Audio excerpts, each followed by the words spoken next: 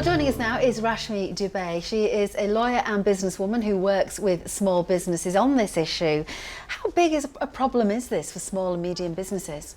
It's a huge issue for the small businesses, and it's a huge issue for three people, not just the small businesses, but for the large corporates and for the economy overall. So because the small businesses are being paid late and fundamentally over 30 days, some of them are up to 60 to 90 days, and we have two types of businesses. We have businesses that provide products and services, and then we have the construction industry, which is slightly different on how they get paid and paid late.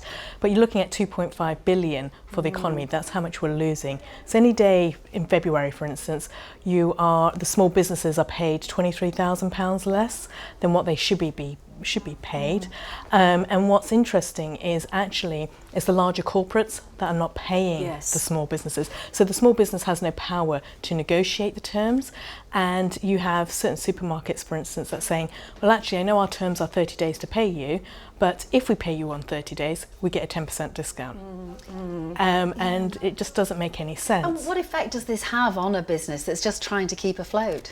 Well, if we had that 2.5 billion back in the economy, you would have so many more businesses that would survive and wouldn't fall through, because a lot of businesses are collapsing because there is cash flow.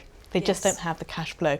But not only that, there is a secondary factor that's affecting the small businesses. And most small businesses are run by sole directors or two directors.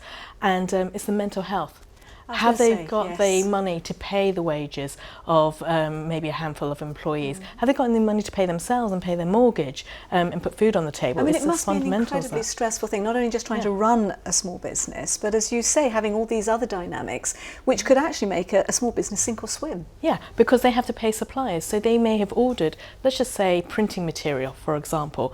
So somebody's asked printing material for jars in a supermarket, but if they're not paid on time, they've got to still pay their supplier. And they may have to still pay their supplier, but now have they got enough money to pay wages, or if not, have they got enough money to pay the VAT? So what would you like to be done about this?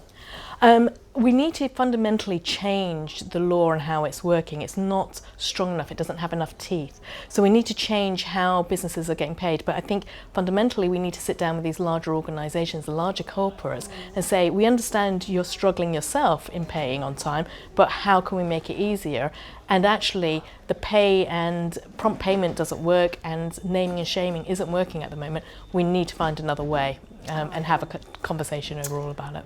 Rashmi Dube, thanks very much for joining us tonight. Thank you. Thank you. In terms of the coronavirus, that's going to have a huge impact on businesses. So if you just take Carnival, for instance, we had the Princess Carnival ship who has been circulating for 3 weeks, and people have been confined to their room, which has been very hard, both mentally for them, but also financially. It's been a huge loss for the Carnival shipping company, because they've lost profits. They have to pay people back, not only just in terms of compensation, but they're going to be losing revenue on providing them with new cruises.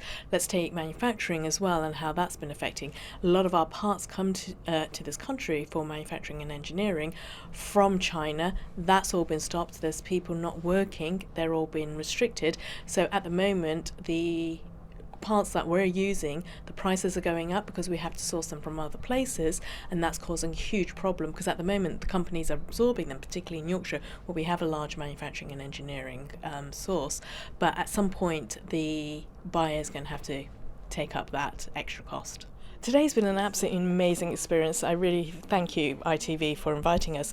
It's gained a lot of confidence in how to perform in front of the camera, how to answer questions in a concise way, and actually to understand how much of a family ITV are, and how well you work and how busy you are in everything that you do, and how comfortable you make us feel when we're on the show and when you're asking us various questions. So thank you very much.